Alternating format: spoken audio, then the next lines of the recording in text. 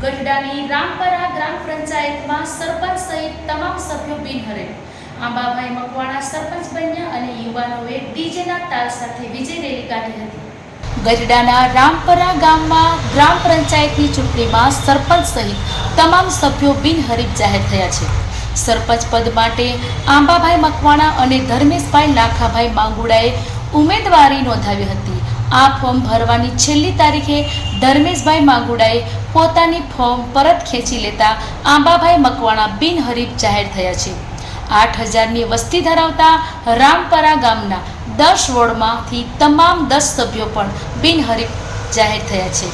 આ ખુશીમાં ગામના યુવાનોએ નવી નિયુક્ત સરપંચ અને સભ્યોનું ભવ્ય સ્વાગત કર્યું હતું।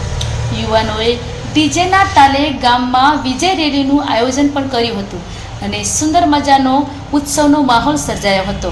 અહેવાલ રાજેશ બારોટ, બોટાદ।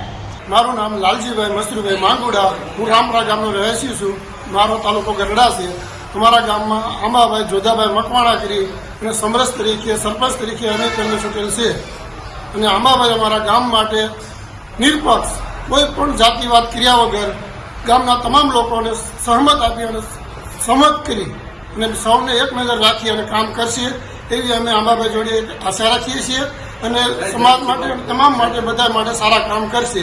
તમામ લોકોને હરેકને એક નજરે જોશે અને ગામના વિકાસ માટેના તમામ કાર્ય હાથ ધરશે।